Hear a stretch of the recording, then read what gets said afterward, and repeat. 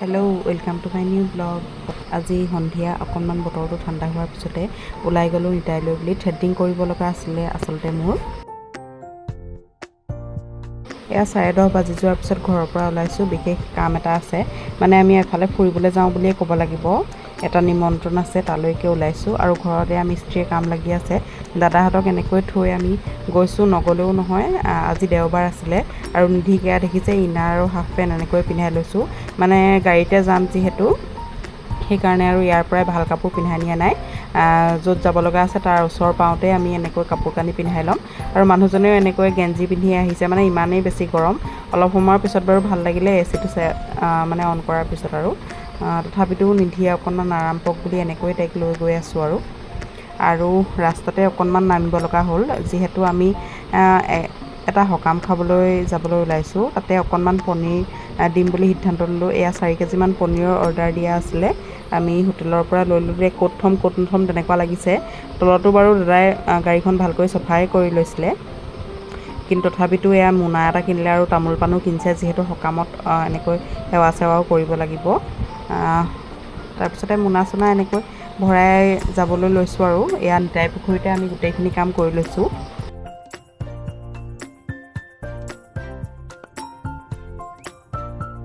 এইবাৰ ঘৰলৈ অহাৰ পিছত যিমানবাৰেই এনেকৈ গাড়ীত ফুৰিবলৈ গ'লোঁ, নিধিয়ে আকৌ এনেকৈ ভৰি চৰি মেলি মোৰ গাতে মূৰটো পেলাই শুই যাবলৈ মানে চেষ্টা কৰে। আগতে হ'লে কিন্তু কোচত শুবলৈ চেষ্টা কৰিছিলে, কিন্তু তাই মানে ডাঙৰ হৈছে বুলি এইটোৰ পৰাই গম পাইছোঁ। হামিয়াই গৈছেগৈ। যাওঁতে অকণমান সময় শুলে আৰু ঘূৰি আহোঁতেও আপোনালোকক তাই কি কৰে দেখাম বাৰু। এয়া যোৱাৰখিনি ভিডিঅ' কৰি গৈছোঁ আৰু অকণমান। এয়া ডিমৌ বজাৰৰ এটা অংশ পাই গৈছোঁ। আমি আচলতে বকতা খামুন, দগাঁও খামুন বুলি এডোখৰ জেগালৈ আহিছোঁ।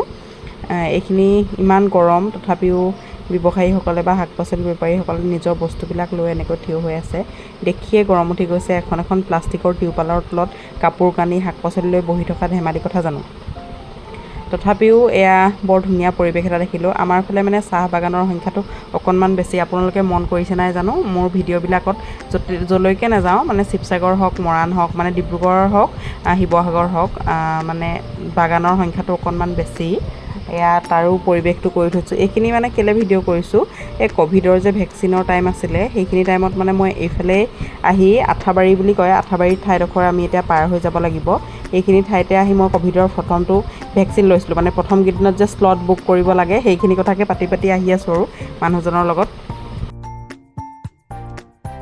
আমি য'ত সকাম খাবলৈ বুলি আহিছিলোঁ, সেই ঘৰখন পালোহি। মানে দূৰৰ পৰা দেখি গম পাইছোঁ আৰু এনেকৈ বগা স্ক্ৰীণ কাপোৰে যিহেতু দি থৈছিলে, তেতিয়াই গম পাইছোঁ। মানুহজন এবাৰ দুবাৰ আহিছিলে, তথাপিও অকণমান কনফিউজ হোৱা নিচিনা হৈছিলে আৰু তথাপিতো আমি তাৰপিছতে গম পালোঁ।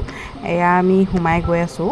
খুব ধুনীয়া মথাউৰিৰ তলত আচলতে ঘৰটো আছিলে, তথাপিও যিহেতু মানুহৰ সমাগম আছে, বহুত বেছি গৰম। অকণমান সময় ইফাল সিফাল কৰিলোঁ। এয়া ভাগৱত পাঠ হৈ আছে, তাতো অকণমান সময় বহিলোঁ। নিধিয়ে আকৌ এয়া মুনমুনৰ লগত কথা পাতি আছে। মুনমুন হৈছে আমাৰ মানে মানুহজনৰ ঘৰৰ ভাগিনৰ ছোৱালী আৰু একেই সমান সমনীয়াৰ নিচিনা ল'ৰা ছোৱালী সিহঁতি। মুনমুন বাৰু স্কুল গৈছে আৰু সিহঁতৰ লগতে তাইৰ লগতে খেলি মেলি গোটেই দিনটো থাকিলে। মই এখন ফেন পাই মানে এইখিনি জেগাতে ৱালখনত আউজিবলৈ পাই ইয়াতে বহিলোঁ। নহ'লে মানে আজি থকাই নাযায়। মই বিচনী এখন ঘৰৰ পৰাই নিম বুলি ভাবিছিলোঁ, কিন্তু পাহৰি থাকিলোঁ। মানে এনেকুৱা সমাগমত ফেনৰ বতাহ নাপালেও বিচনী এখন মাৰিবলৈ পালেও ভাল লাগে। পিছে নিয়া নহ'ল আৰু ল'ৰা ছোৱালী গোটেইখন মিস্ত্ৰী চিস্ত্ৰী গোটেইখন সামৰি মানে যাব লগা হৈছে। খৰধৰো হ'ল যাবৰ সময়ত। এইখিনি পনীৰখিনি অৰ্ডাৰ দিয়া আছে, যিহেতু সকামত ভোজৰ কথাও আছে, সময়মতে পাবগৈও লাগিব। সেইকাৰণে অকণমান সোনকালে অহা নিচিনা হৈছে। আমাৰ নাজিৰাপৰীয়াৰ পৰা আমাৰ ঘৰৰ মানুহকেইজন আহিলে বাৰু। বহুত দেৰি পিছতহে আহি গাঁৱৰ যিবিলাক আমাৰ বাকীসকল মানুহ আছে, এয়া আহি পাইছেহে। আমি অহাত এতিয়ালৈকে 1-1.5 ঘণ্টামান হৈছে।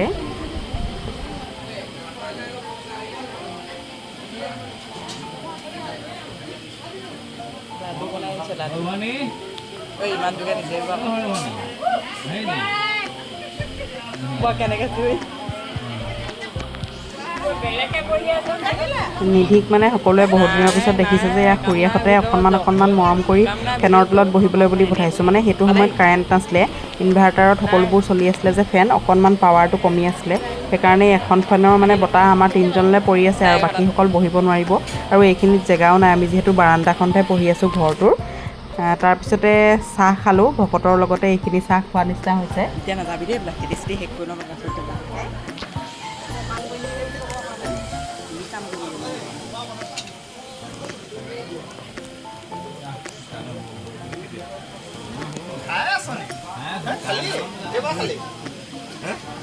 কেইবা খালি এনেকৈ হৈছে তাৰপিছতে এয়া সকামৰ ভাত খাবলৈ বুলি বহিলোঁ তেতিয়া 2:15 হৈছিলে নেকি সময় নিধিৰ বহুত বেছি ভোক লাগিছে বুলি কৈছে যিহেতু তাইক দুপৰীয়া খাবলৈ আৰু ইয়াত সকামৰ ঘৰত একো অনা নাই তেনেকৈ আৰু আজিকালি যিহেতু ডাঙৰো হৈছে এনেকৈ সকামত জ্বলা চলা নিদিয়া ভাজি পনীৰ চব্জি এনেকুৱাবিলাক থাকেই এয়া আপোনালোকক গোটেইকেইটা আইটেম দেখুৱাইছোঁ নিৰামিষ হয় আচলতে যিহেতু সকাম হয় তাৰ সকাম মানে কি আৰু আমাৰ যিকোনো অনুষ্ঠানতে এনেকুৱা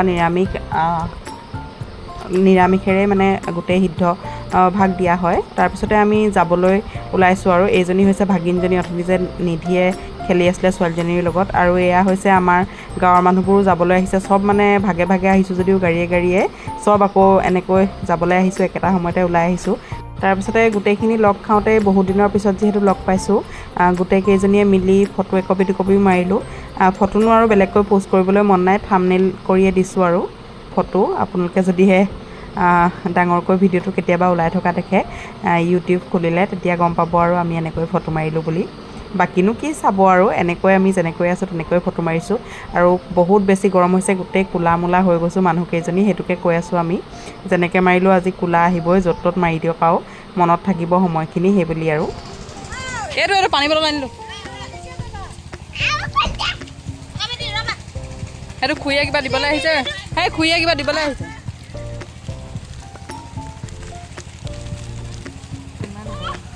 ইমান গৰম জক জক জক যাওঁ দেই চিন্তা হৈ পেলাই পিছফাল থাকি আহিলে